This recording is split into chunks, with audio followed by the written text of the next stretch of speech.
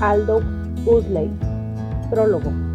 En su obra Un mundo feliz, Aldous Huxley crea una sociedad en apariencia perfecta, la cual ha podido, en la medida de lo posible, erradicar grandes males, como el desempleo, la tristeza, la vejez y la muerte.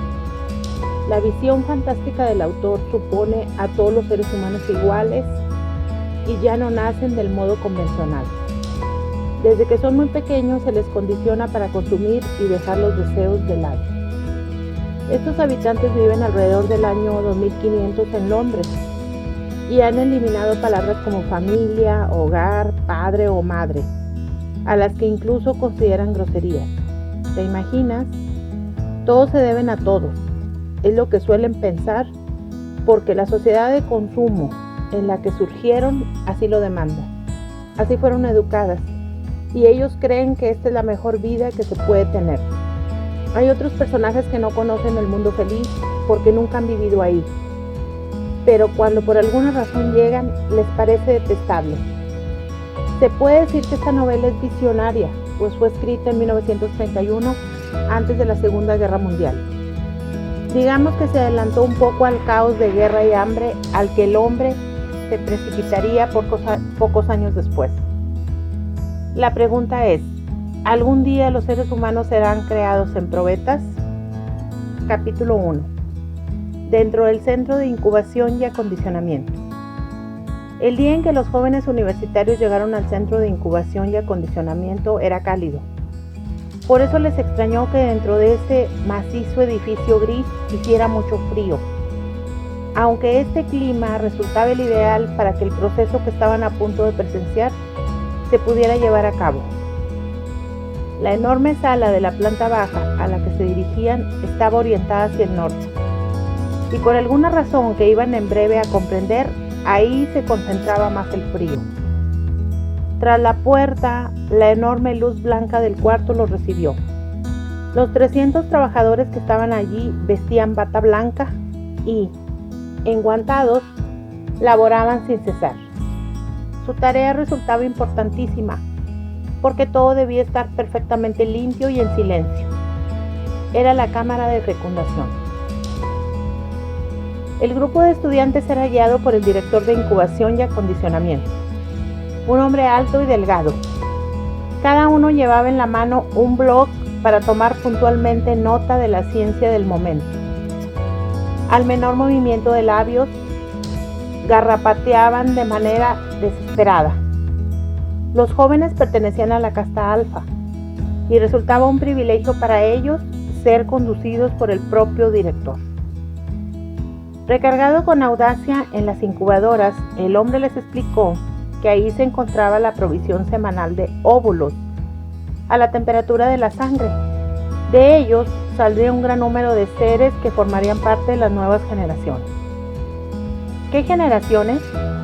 Había varias en este mundo perfecto: alfa, beta y delta, y gamma y epsilon en potencia, a quienes horas después se les sometería al procedimiento Volkanovski.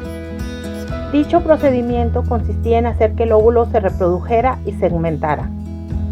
Un solo embrión puede reproducirse para obtener 96 seres humanos iguales, lo que significa que los hombres y las mujeres podían ser obtenidos en serie. Más aún, el Volkanovski era capaz de hacer funcionar la propia sala en la que estaban con humanos provenientes de un solo óvulo. Es por eso que le llamaban el mayor instrumento de la estabilidad social.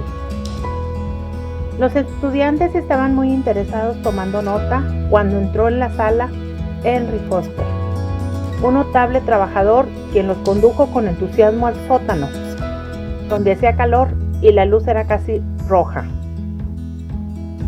Ya adentro, los ojos de los que observaban para aprender se acostumbraron, pudiendo ver esa distintiva estancia. Cada grupo, explicó, tiene destinos muy claros para los que fueron creados. De esto se entiende que les hayan sido implementadas características.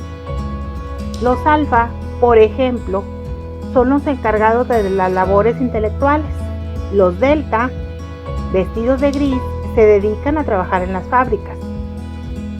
A los Epsilon vestidos de negro se les destina a los trabajadores a los trabajos manuales, por lo que son los menos inteligentes.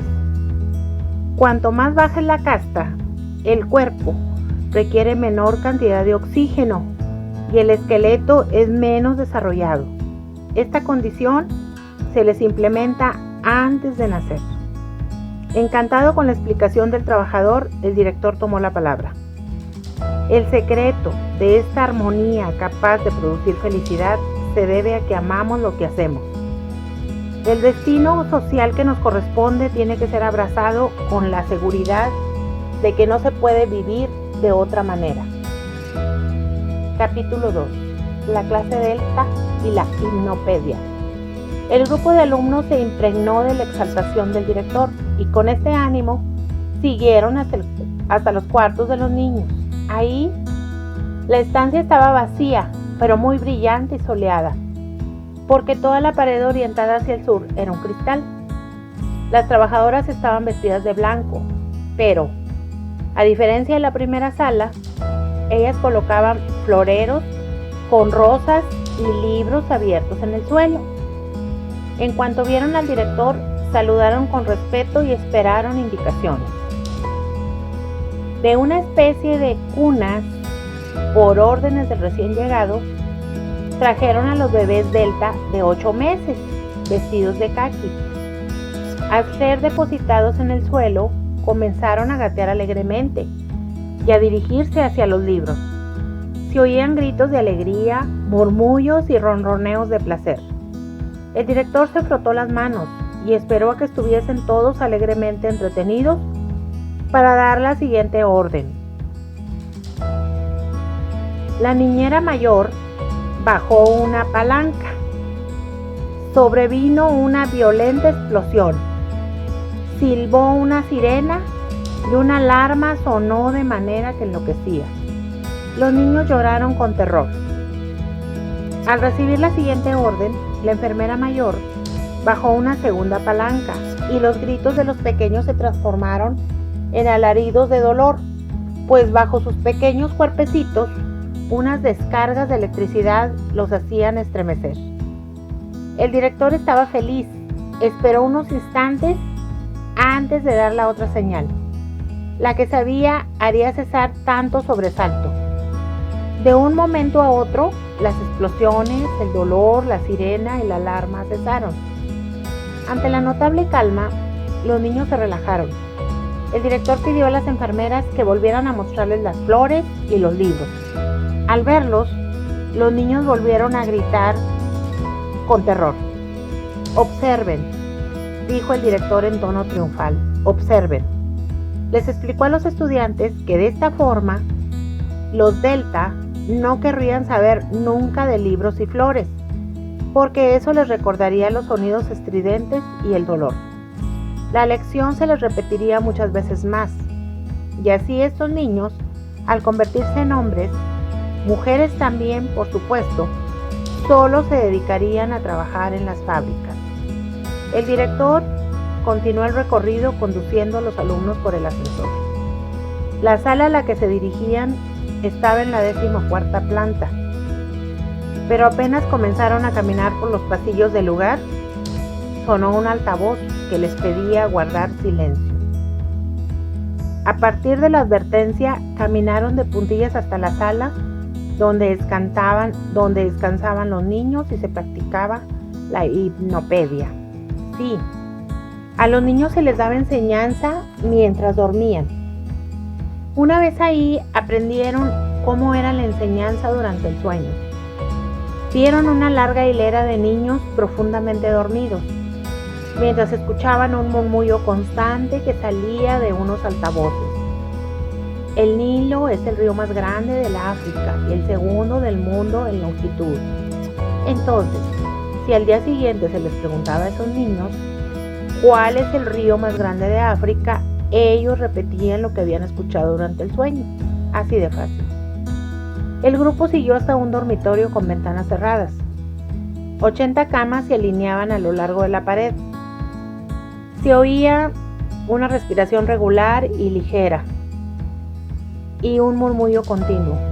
como de voces muy débiles que susurraban a lo lejos. El director paseó lentamente a lo largo de la hilera de literas. Sonrosados y relajados por el sueño, 80 niños y niñas yacían respirando suavemente. Debajo de cada almohada se oía un susurro. Era el momento de la hipnopedia para los beta. A fin de que los estudiantes escucharan la enseñanza de estos niños, el director oprimió un interruptor que hizo que la lección sonara más fuerte. Los niños gamma visten de verde, decía la voz. Los epsilon son demasiado tontos para leer o escribir. Además, van de negro, que es un color incómodo. Qué contento estoy de ser un beta. Los niños alfa van de gris, trabajan mucho más que nosotros porque son muy inteligentes. Somos mucho mejores que los gamma y los delta. Los niños delta visten de caqui. No quiero jugar con ellos. El director volvió a cerrar el interruptor. Luego explicó que la lección sería repetida 50 veces antes de que despertaran, 3 veces por semana, durante 30 meses, hasta que quedaba grabada en ellos toda su vida. La más grande fuerza socializadora y moralizadora de todos los tiempos, concluyó el hombre alabando la ciencia moderna. Los estudiantes lo anotaron en sus pequeños blogs. Para ese entonces, el guía había sufrido una transformación de júbilo que llevó a terminar sus palabras en gritos. Capítulo 3. Lecciones de historia. En el jardín se escuchaba la hora del recreo.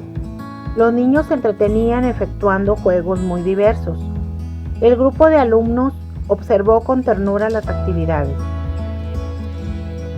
Aprovechando la oportunidad, el director les recordó que los juegos de antes no permitían que aumentara el consumo y la sociedad económica no avanzaba. Además de que requerían de la imaginación del niño, lo que era poco conveniente para la sociedad en la que actualmente vivían. Las palabras del dirigente se vieron interrumpidas con la llegada de un extranjero de mediana estatura y ojos agudos. Era el inspector de la Europa Occidental, su fordería Mustafa Mond. Este caballero resultaba ser uno de los 10 inspectores mundiales, por lo que su presencia en el recorrido no pudo ser menos que anunciada a los estudiantes como una gran suerte.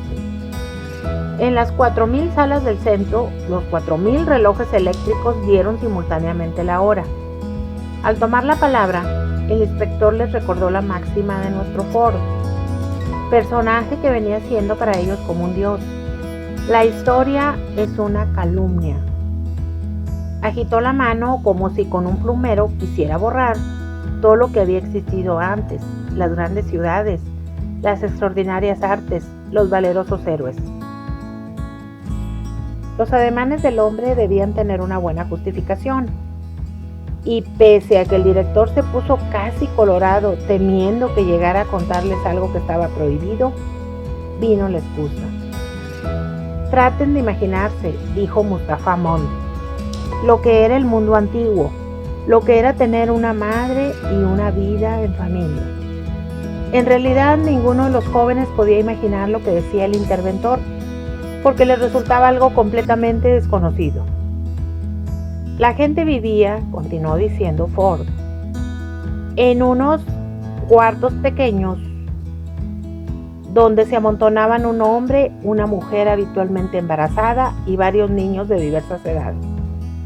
Ahora sabemos que todos pertenecemos a todos, dijo Mustafa Mond, recordando un proverbio hipnopédico.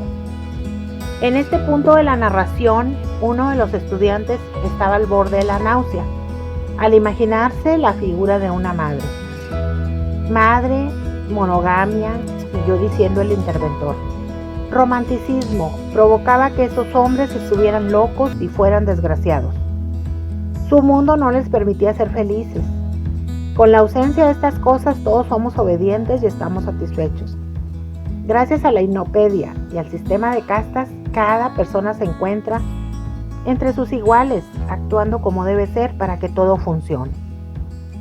Un hecho importante fue destruir los monumentos históricos, acabar con las grandes ciudades, destruir los museos y los libros, porque no se consume cuando se lee y visitan galerías. Encontramos la manera de vencer el paso del tiempo. A los 70 años tenemos las mismas fuerzas que a los 17, lo que significa que no envejecemos. Antes, los viejos estaban llenos de enfermedades. Hoy los ancianos trabajan, consumen, se divierten y no les queda ni un momento para pensar. Si en algún momento la mente titubea, tenemos al soma, un alucinógeno. Medio gramo nos permite descansar medio día. 1 gramo nos duerme una semana. 2 gramos nos otorgan un lindo y gratificante viaje. No hay otro mejor remedio. Nuestro sistema se sostiene gracias a estas 5 cosas: el Bokanovsky, la hipnopedia,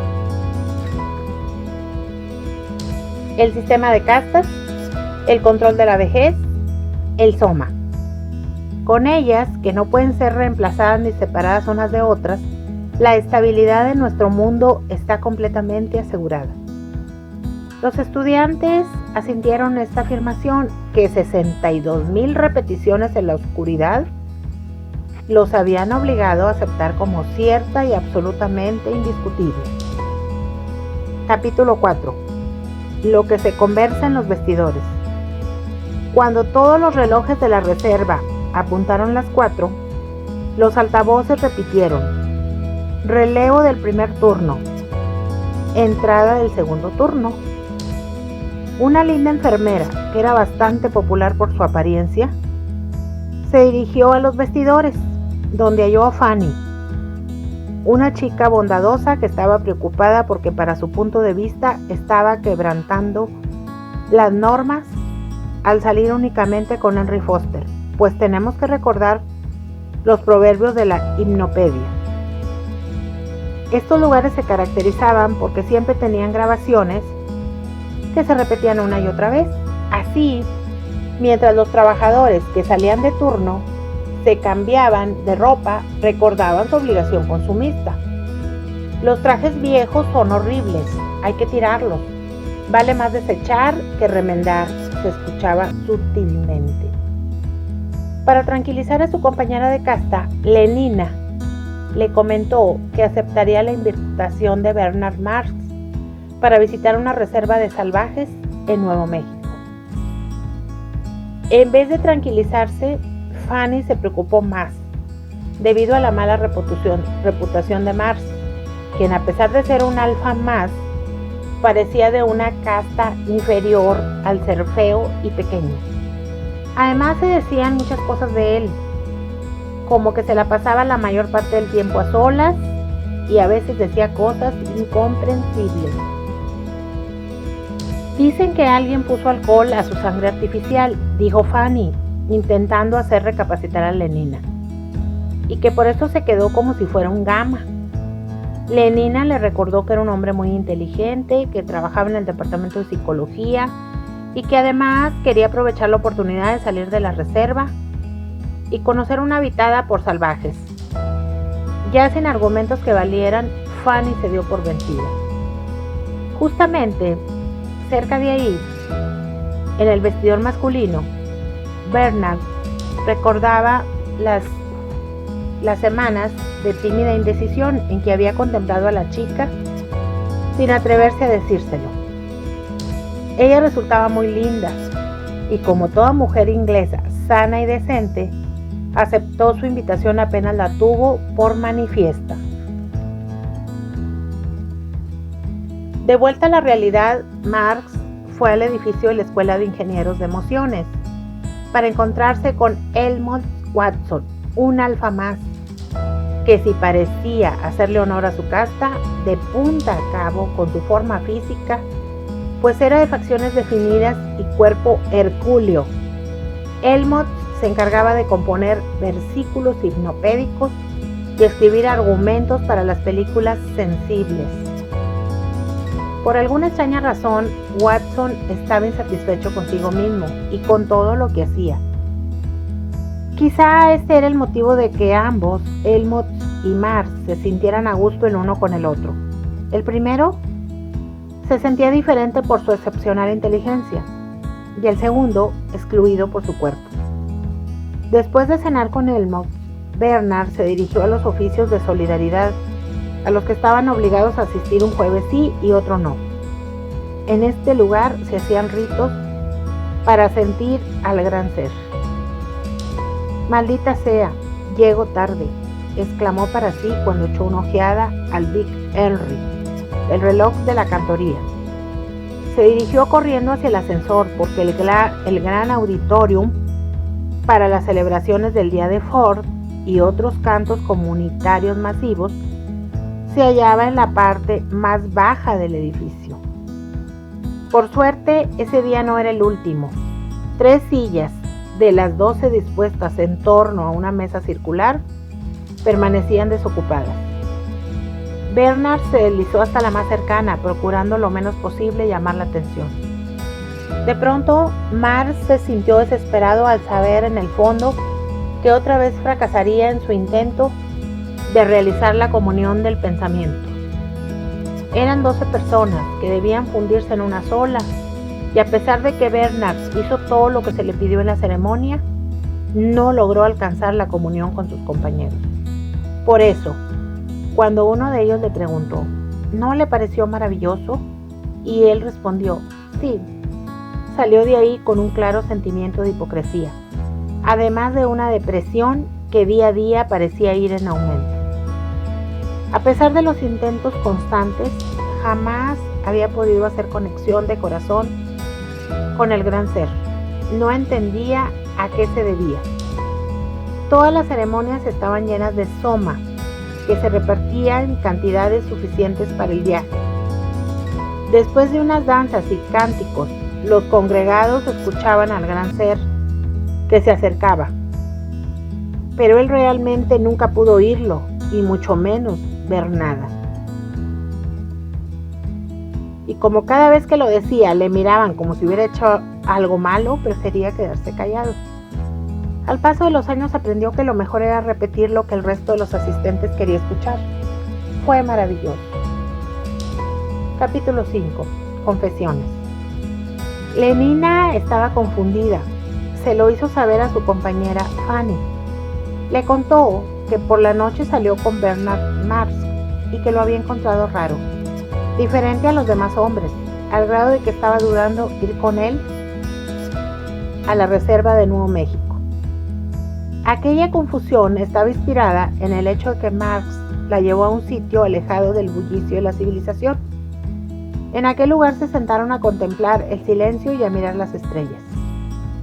Es el alcohol de su sangre artificial, le recordó Fanny, sin saber que el hombre lo que en realidad deseaba era ser romántico.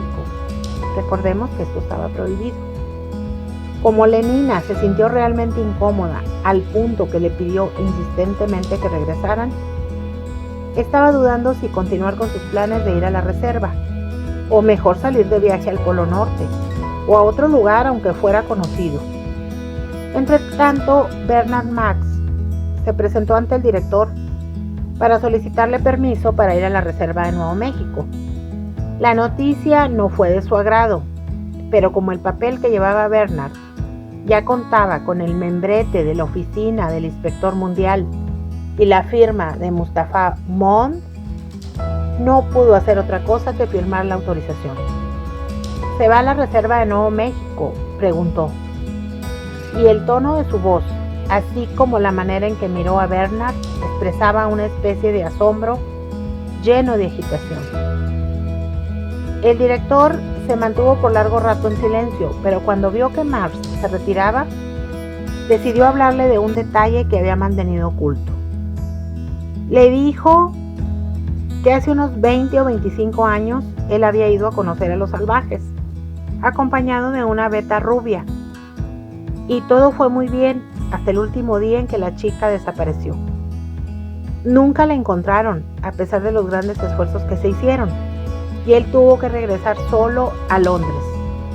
Bernard se sintió muy molesto porque aquel hombre que guardaba las apariencias y que se las daba de no cometer incongruencias había caído en lo prohibido. Debió de ser un golpe terrible para usted, dijo Bernard en tono malicioso. Al oír su voz, el director se sobresaltó con una sensación de culpabilidad. Curiosamente le pasó exactamente igual que a Mars, porque después de haberle contado ese bochornoso secreto, se sintió furioso consigo mismo. Volviéndose a su escritorio, tomó la pluma y comenzó a escribir. Esto le enseñará, se dijo, pero estaba equivocado porque Bernard salió de su despacho muy decidido a continuar con sus planes. Ni siquiera la amenaza de su castigo lo desanimaba, más bien constituía un estímulo. Por la noche, de visita en casa de Watson, su versión de la charla sostenida con el director cobró visos de heroicidad, después de lo cual concluyó: me limité a decirle que podía irse al pasado sin fin, y salí del despacho. Miró a Elmot esperando su simpatía, su admiración, pero este no dijo ni una palabra y permaneció sentado mirando hacia el suelo. Apreciaba a su amigo, agradecía que pudieran hablar de ciertas cosas importantes, pero había cosas en él que le parecían odiosas. Por ejemplo, aquella fanfarronería, y odiaba todo eso precisamente porque lo apreciaba. De súbito, y con los colores trepados al rostro, Bernard se alejó. Capítulo 6. La reserva de salvajes. A pesar de todo, el viaje de Bernard y Lenina se efectuó sin incidente. En la reserva, tal vez vivían unos 60,000 indios y mestizos que pocas veces llegaban a tener comunicación con el mundo civilizado. Hablaban lenguas muertas como el suñi y el español, y sufrían de enfermedades contagiosas. Los que nacían en la reserva estaban destinados a morir allí.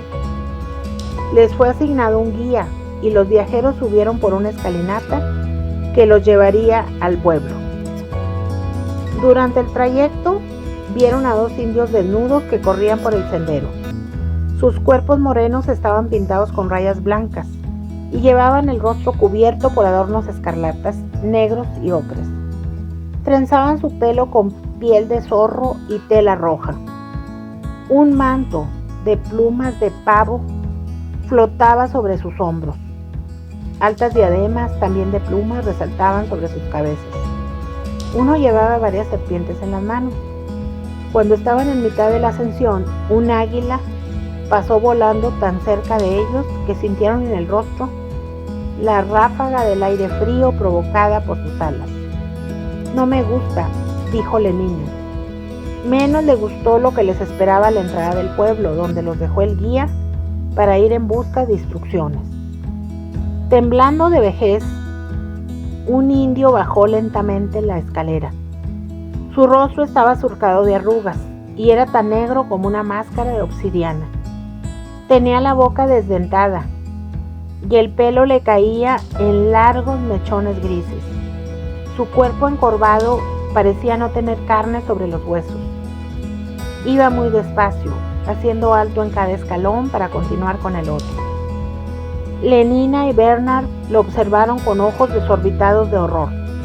Nunca habían visto a un anciano. Conocían gente vieja, así como el director, pero nadie se veía como aquel sujeto.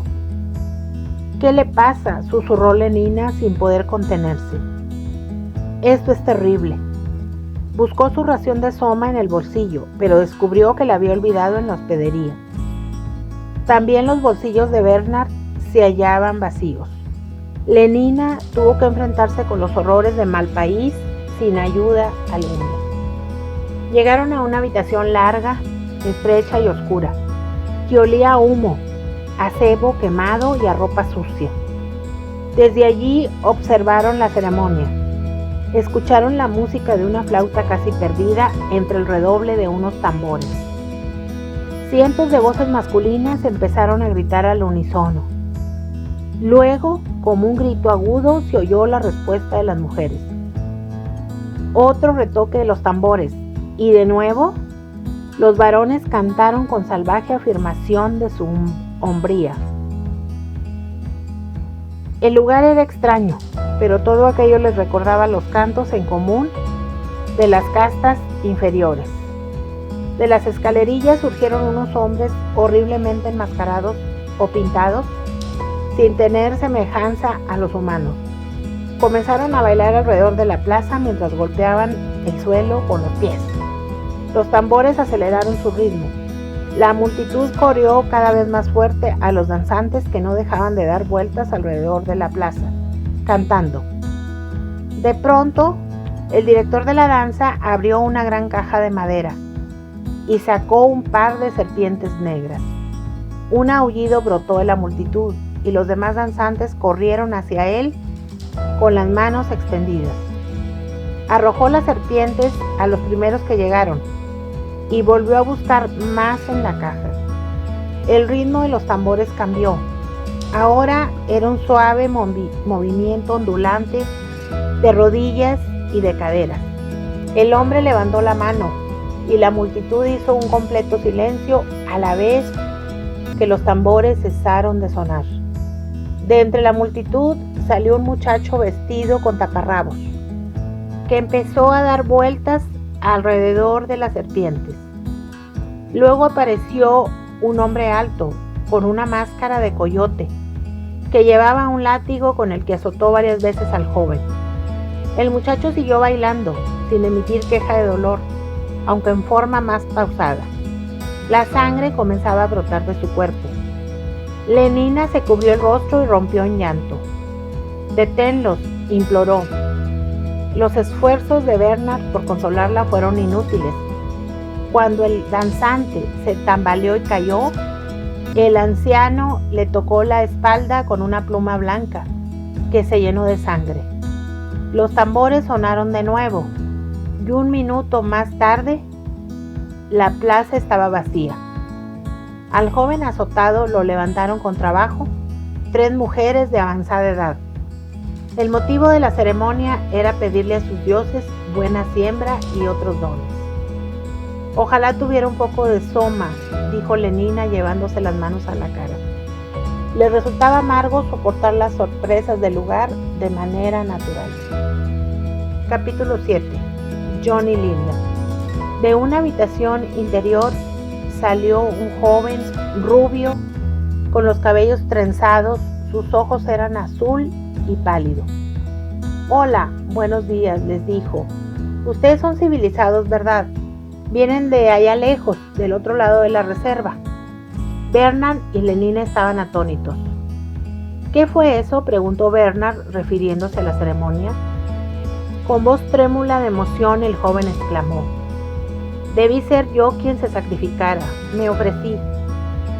Pero como no me quieren porque soy diferente, no pude derramar mi sangre. Nunca me han querido por el color de mi piel». Brotaban lágrimas de los ojos del joven, quien al sentirse avergonzado se volvió de espaldas. Las preguntas de Bernard lo sacaron del apuro. Necesitaba saber cómo se encontraba en ese lugar. El joven les contó que Linda, su madre, palabra que hizo sonrojar a Lenina, y él eran forasteros en la reserva. Ella había venido de allá lejos con un hombre que era su padre. Mientras Linda paseaba a pie por las montañas, cayó a un barranco y se hirió en la cabeza. Su malvado acompañante se fue y la dejó allí, a pesar de que la mujer estaba embarazada. Él se llamaba Tomaquín. «Y así nací yo en mal país», terminó diciendo el joven. Bernard escuchaba todo esto sin poder creerlo. ¡Qué inmundicia! Era sin duda la otra parte del relato que el director le contó.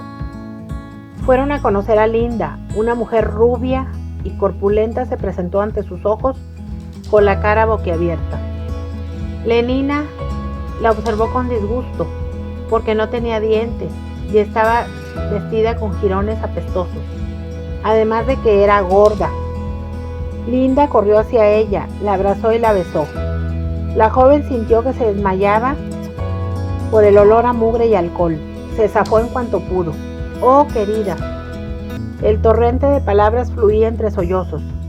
«Si supieras cuán feliz soy después de tantos años, una cara civilizada, sí, y ropas civilizadas». John, como se llamaba el joven, se apartó con Bernard para hablarle de Pope, un hombre que vivía con su madre, y de cómo era rechazado en el pueblo por ser diferente. Linda le había enseñado a leer y había aprendido con rapidez. Un día se encontró las obras completas de William Shakespeare, y aunque John no sabía lo que significaba la mayoría de las palabras, podía leerlas y recitar en cualquier momento. Bernard comprendió muy bien al muchacho. Él estaba también solo y era rechazado de manera constante. Esto sin contar que su amigo Helmut le dijo poco antes de su viaje que el director estaba planeando su destierro a Islandia. Fue entonces cuando a Marge se le ocurrió una brillante idea. Se llevaría a John a Londres y de esa forma trataría de evitar su destierro. Estaba pensando en hacer un chantaje, sin duda, pero luego, después de haber visto cómo vivían los salvajes, no quería ni contemplar la idea de tener que hacerlo. ¿Te gustaría ir a Londres con nosotros?, preguntó, iniciando así el primer paso de una campaña cuya estrategia había empezado a elaborar en secreto desde el momento en que en el interior de la casucha había comprendido quién debía ser el padre de aquel joven salvaje. Entretanto, Linda le contaba a Lenina lo mucho que había sufrido todos esos años en Malpaís y la forma en que había sobrellevado todo con la ayuda de Popé. Si bien Popé no era un hombre bueno, le ayudaba dándole una bebida con efectos similares al soma, llamada mezcal, con lo que podía hacer viajes, solo que esta, a diferencia de la primera, sí le hacía mucho daño cuando pasaba el efecto. Capítulo 8. Diligencias. Ya de vuelta en la hospedería, tras aquel día absurdo y horrible, Lenina pensó que lo mejor era tomar una dosis extra de soma. Ingirió 6 tabletas que le harían dormir al menos 18 horas. Bernard, por su parte, estaba pensativo y no pudo conciliar el sueño hasta la medianoche. A las 10 de la mañana se levantó dispuesto a poner en marcha su plan. Para ello tenía que volar hasta Santa Fe y solicitar ahí la autorización correspondiente para llevarse consigo a los salvajes. Marge se comunicó con Mustafa Mond con el pretexto de que sería conveniente someterlos a estudio. Su fordería aceptó. «Traiga a Londres a esos 2 individuos», le dijo. Al colgar el auricular, Bernard se alegró de que las cosas estuvieran pasando tal como lo esperaba. Mientras esto sucedía en Santa Fe, John fue a buscar a Marge a su habitación. Le tocó con insistencia, pero como no salió, se sintió bastante miserable de pensar que se había marchado. Sintió ganas de llorar. Luego se le ocurrió mirar por la ventana y al ver las maletas de los visitantes sintió tranquilidad. Con la intención de averiguar más, arrojó una piedra y se coló dentro de la habitación mirando las pertenencias de los civilizados. Se sintió apenado de lo que estaba haciendo y decidió meter las cosas de manera que no se dieran cuenta. Un momento después escuchó un silbido y al acercarse al lugar de donde provenía el ruido, miró a Lenina, que estaba completamente dormida y balbuceaba. La observó. Era hermosa. Totalmente avergonzado de sí, salió de la habitación a toda prisa. Estando afuera, John escuchó zumbidos que provenían del cielo. Una avispa, se dijo, pero como el sonido se hacía cada vez más fuerte, vio que se trataba de un avión. Bernard Marx bajó del artefacto. Capítulo 9. Los salvajes en Londres. En Londres, las manecillas de los múltiples relojes eléctricos señalaban las 2:27. como le gustaba denominar al centro de trabajo el director, se encontraba en pleno zumbido de labor. Aquel día se sentía especialmente orgulloso de que todo marchara como de costumbre. Zum, zum, la colmena zumbaba activa. Pero el rostro del director era severo cuando entró con Henry Foster en la sala de fecundación. Habrá un escarmiento, le dijo, y en esta sala, porque en ella hay más trabajadores de las castas superiores que ninguna otra del centro, le he dicho que venga aquí a las 2:30. Lo que el director tramaba era exiliar a Bernard Marx frente a todos estos trabajadores, para que esto sirviera como un escarmiento general. Bernard entró en la sala con aparente nerviosismo que intentaba disimular. «Buenos días, señor director», dijo. El director llamó la atención de todos los trabajadores. «Señoras y señores, este alfa más que ven ustedes, a quien tanto se le ha otorgado, traicionó groseramente la confianza depositada en él. Por esta razón me propongo expulsarlo del puesto que ha ocupado en este centro y me propongo pedir su inmediato traslado a un subcentro en Islandia. Allá tendrá pocas ocasiones de descarriar a nadie con su antifordiano ejemplo». El director hizo una pausa, se cruzó de brazos y teatralmente añadió: «Marx, ¿tiene alguna razón para no ejecutar la sentencia?» «Sí», respondió Bernard en voz alta. Abrió la puerta y entró Linda. En la sala hubo muchos murmullos, pues la mujer, que caminaba sonriendo, estaba hinchada, arrugada y sobresalía de entre aquellos cuerpos juveniles y firmes. Parecía un monstruo. Linda se paró frente al director y dijo: «¿No te acuerdas de mí, Tomaquín?» Antes de aquella conmoción, el director lucía una confiada risa, pero poco a poco se fue perdiendo. Trató desesperadamente de huir de allí, pero Linda no lo dejó. Los empleados emitían un murmullo de horror que se convirtió en pequeños aullidos cuando la mujer le reclamó no solo que lo hubiera abandonado en la reserva de salvajes, sino que la había embarazado. «Fui madre», remató Linda, con mucha rabia. La palabra madre hizo a todos estremecer. John cruzó rápidamente la sala y cayó de rodillas ante el director llamándolo: «Padre». Las carcajadas estallaron, estruendosas, casi histéricas, como si no debieran cesar nunca. El director no soportó más y salió corriendo de la sala. Ese mismo día presentó su renuncia. Todos los alfa de Londres ansiaban ver a John. Mostraban curiosidad por conocerlo. En cambio, nadie deseaba ver a Linda. Estando gorda y careciendo de juventud, no despertaba el más mínimo interés, además de que no era salvaje de nacimiento. Linda, por su lado, solo quería que le dieran soma para estar en vacaciones eternas. Como ella estaba muy deteriorada, los médicos y el mismo John aceptaron. Al paso de los días, la mujer pedía cada vez más cantidad de soma. Llegaba a ingerir hasta 20 gramos por día. Esto acabará con ella dentro de un mes o dos, confió el doctor Bernard. Y es lo mejor. Si pudiéramos rejuvenecerla, sería otra cosa. Al salvaje, como le llamaban a John, solo era posible verlo por medio de Bernard, y la gente dejó de hablar de sus excentricidades, de su físico y del alcohol en su sangre artificial. De alguna manera se había vuelto tan popular como el propio John. Hasta Fanny había aceptado una invitación a salir. «Me alegro», dijo Lenina cuando se enteró. La lista de personas que querían convivir con Bernard, o mejor dicho, conocer a John, era interminable. Hasta tuvo que hacer una especie de agenda para darle algo de su tiempo a todo. Con tanto cambio en su vida, Marx se volvió soberbio e insoportable. Incluso llegó a pelearse con su mejor amigo, Helmut, pero aunque estaba reconciliado con el triunfo, se rehusó a aceptar al sistema y continuó criticándolo. La gente que lo frecuentaba escuchaba cortésmente, pero a sus espaldas movía la cabeza.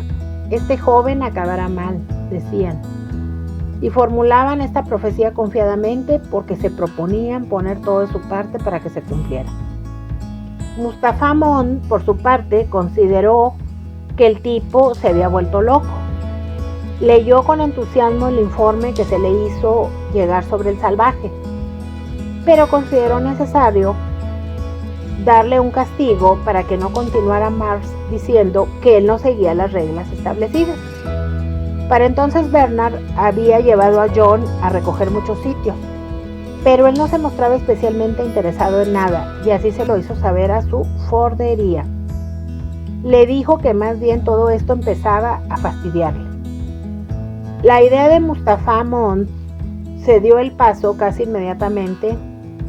La ira de Mustapha Mon se dio el paso casi inmediatamente al buen humor. La idea de que aquel individuo pretendiera solemnemente darle lecciones a él sobre el orden social era realmente demasiado grotesca. Por el momento consideró, la lección podía esperar. Capítulo 10. El adiós de Linda. Una noche Bernard llevó a mucha gente importante a conocer a John, pero él se negó a abrir la puerta. ¡Ah, Jack Taqua!, gritó John, quien solo en Suñi podía expresar adecuadamente lo que sentía al ser tratado como un monstruo de circo. Honey Sons, eso cena. Al comunicarle que el salvaje no saldría, la impaciente concurrencia insultó a Bernard y se marchó. Lenina en un rincón tenía una sensación de vacío. Se daba cuenta que estaba enamorada de John y no sabía si sería correspondida. Había ido a la fiesta con la intención de decírselo, pero ante lo acontecido dudó. Bernard, que ya no vivía una felicidad engañosa y había vuelto a ser el mismo, recuperó a otro amigo, Helmut Watson, quien le otorgó su amistad sin el menor reproche por lo pasado. Helmut había encontrado la paz a través de la poesía, aunque publicar sus escritos le provocó problemas con las autoridades. Él y John se entendieron enseguida, y esto ponía un poco celoso a Bernard. De hecho, el salvaje le contó muchas cosas a su nuevo amigo que no había dicho a nadie, y se reunía con él frecuentemente para recitarle versos de Romeo y Julieta. Una tarde, Lenina decidió buscar a John, quien le recitó unos versos de La Tempestad de Shakespeare. Admirada Lenina, cumbre misma de lo admirable, de cuanto precioso hay en el mundo, digna, oh tú perfecta, tan perfecta y sin par, creada solo de lo mejor de cada ser. Luego la rechazó con violencia. ¿Qué te pasa, John?, murmuró estampada. Lenina no comprendía lo que pasaba. Ignoraba que el salvaje solo repetía lo que había aprendido en su libro. Prefirió huir de él. Más tarde, John fue a visitar a su madre al hospital de moribundos. Linda moría acompañada y rodeada de todas las comodidades modernas. John no prestó atención a las explicaciones que le daba la enfermera y llegó a confundirla al preguntarle si había alguna esperanza de que su madre no muriera aún, pues la quería y sentía mucho dolor de verla partir. Ella meneó la cabeza. Linda miraba la televisión sonriendo de manera vaga. Su cara, a pesar de lo que pasaba, tenía una expresión de felicidad. Me tengo que ir, dijo la enfermera. Espero a un grupo de chiquillos. John se sentó junto al lecho y no pudo contener el llanto. Unas vocecillas lo obligaron a mirar hacia otro lado. Era una muchedumbre de gemelos de 8 años que se apretujaban entre las camas. Se subían sobre los moribundos, curioseaban y les hacían muecas a los enfermos. Iban allí para ser condicionados, para que consideraran a la muerte como un proceso fisiológico tan natural como dormir o comer. Linda despertaba a ratos, pero estaba tan narcotizada que no reconocía a John. Opé, susurraba. Pero Linda, dijo el salvaje implorante, ¿no me conoces? En respuesta, sintió un leve apretón de manos. Le vino un trémulo alivio. La próxima vez que Linda despertó fue para hacer un desesperado esfuerzo por llenar de aire sus pulmones, pero fue inútil y murió. El salvaje pidió a la enferma mayor, le gritó que hiciera caso de su madre, pero ella le pidió que guardara silencio por consideración a los niños. John rompió en lamentos. ¿No puede usted comportarse correctamente?, preguntó en voz baja la enfermera, pero con un tono muy molesto. La enfermera simplemente regresó con los niños. John salió de allí desconsolado. Capítulo 11. Liberación de los Delta. Tras la muerte de Linda, John se fue por la única vía de acceso. El ascensor por la única vía de acceso al ascensor. Iba distraído y por eso no se dio cuenta de que al salir se topó con un grupo de hombres Delta que hacían fila para recibir su ración de Soma. «Distribución de Soma», gritó una voz con fuerza. Un elegante joven alfa sacó una mesa de pasillo para facilitar la distribución. John se sintió disgustado al ver aquel enjambre de seres idénticos y carentes de voluntad propia. ¡Alto!, gritó el salvaje. «No tomen esa horrible droga. Es veneno para el alma y para el cuerpo». El joven alfa intentó persuadir a John hablándole de forma amable y dándole palmadas en el brazo, pero él insistió: «Tiren ese veneno». Los Delta no comprendían exactamente lo que sucedía, pero sí entendieron que no recibirían su dotación de Soma y se enojaron. Un colérico murmullo se alzó de pronto. Bernard y Elmot volvieron del trabajo, esperando hallar a John, pero no había rastro de él. «Esperemos 5 minutos», dijo Elmot. «Si no viene por aquí, salimos a buscarlo». El teléfono sonó para informarles que el salvaje se había vuelto loco y había armado una turba en el hospital. Ambos salieron de inmediato. Cuando entraron al lugar oyeron la voz de John, preguntando a los Deltas si no deseaban ser hombres libres.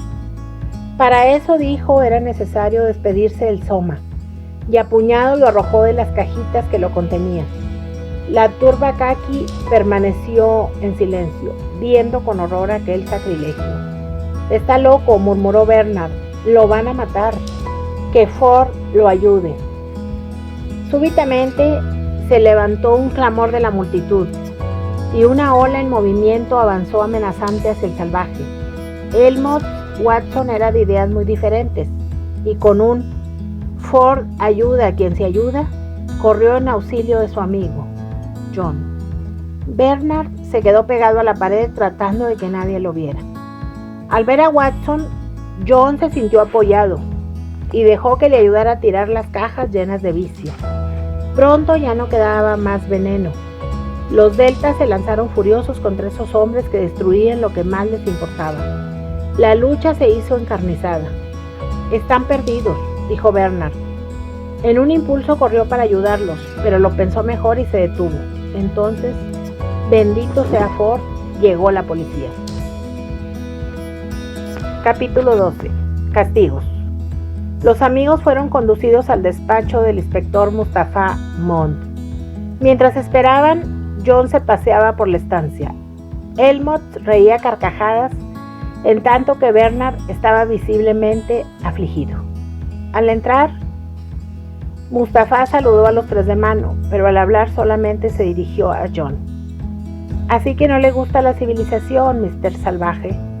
El salvaje estaba decidido a mentir, fanfarronear, ensimismarse si era necesario, pero se tranquilizó por la inteligente simpatía del rostro del director y meneó la cabeza. «No. A veces 1000 sonoros instrumentos acarician mi oído, otras 1000 voces», dijo recitando Las Tempestades de Shakespeare.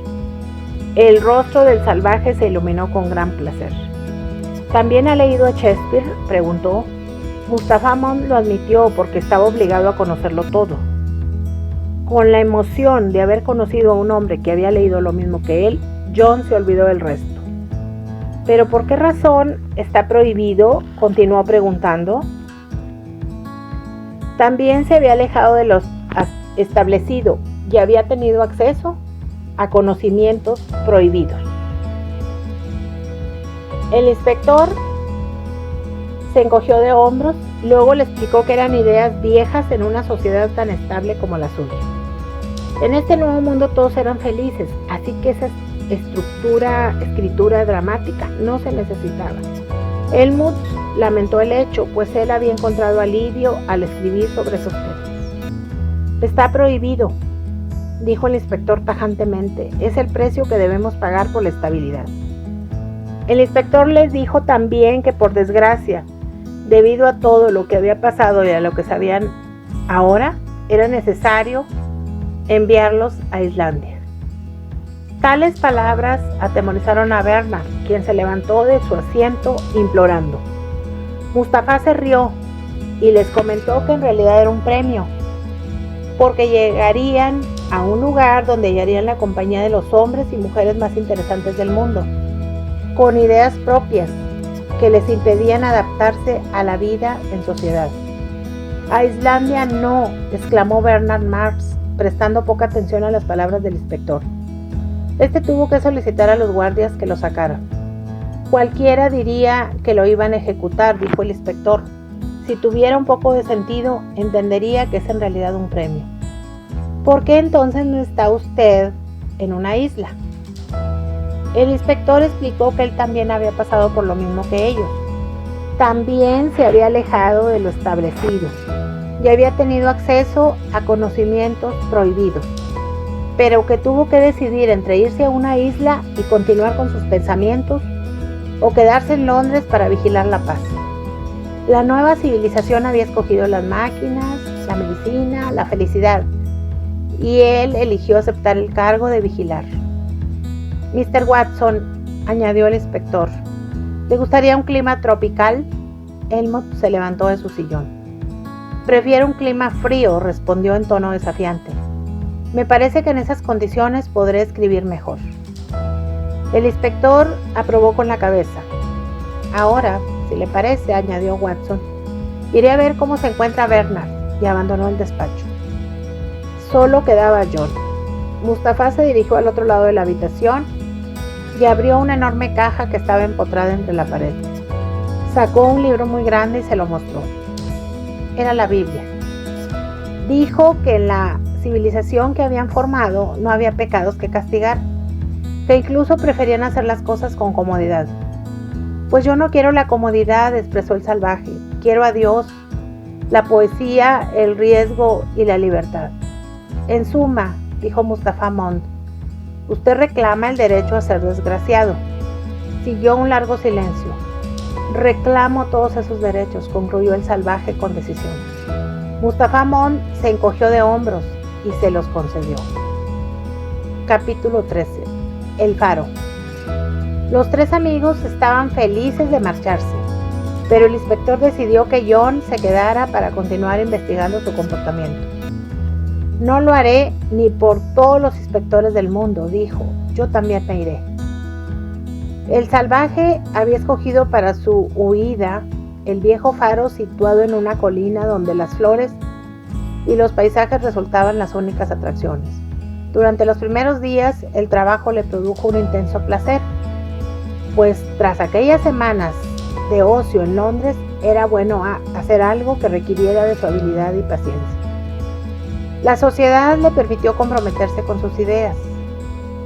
Juró no olvidar a Linda y emprender de nueva cuenta el modo de cazar su comida. Por desgracia, 3 deltas menos que estaban trabajando en el campo lo vieron por casualidad.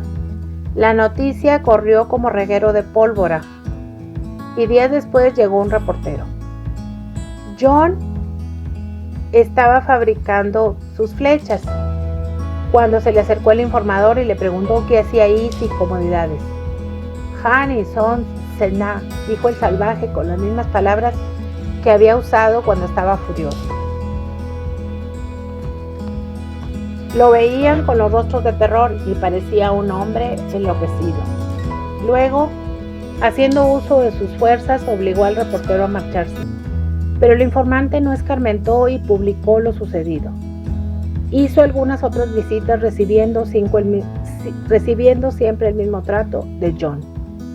Cansado de las negativas, dejó en paz al salvaje por unos días, pero sobrevolaban el área helicópteros para ver lo que hacía el extraño hombre.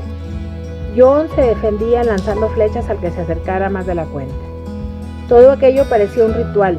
Se despertaba con el sonido de los artefactos que durante horas merodeaban los aires.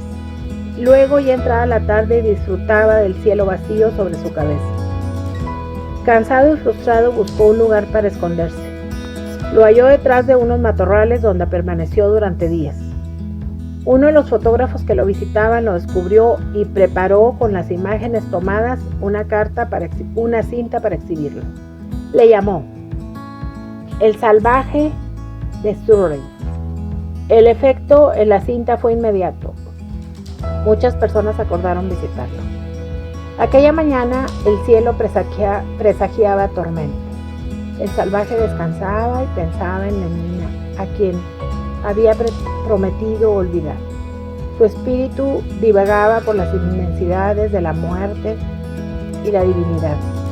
Intentó pensar en Linda, pero era la presencia de Lenina la que le obsesionaba. De pronto vio llegar varios helicópteros, de los que descendieron muchas personas que iban a verlo y a burlarse de él. John se levantó corriendo y se apoyó contra las paredes del faro. Miraba los rostros con terror y parecía un hombre enloquecido. «Largo de aquí», gritó. Los recién llegados explotaron en risas y aplausos. «No escucharon», prosiguió. «¡Fuera! ¡Hurra, el salvaje!», gritaron al unísono. John descolgó unas cuerdas de la pared y las utilizó como látigos. Siguió una secuencia de irónicos aplausos.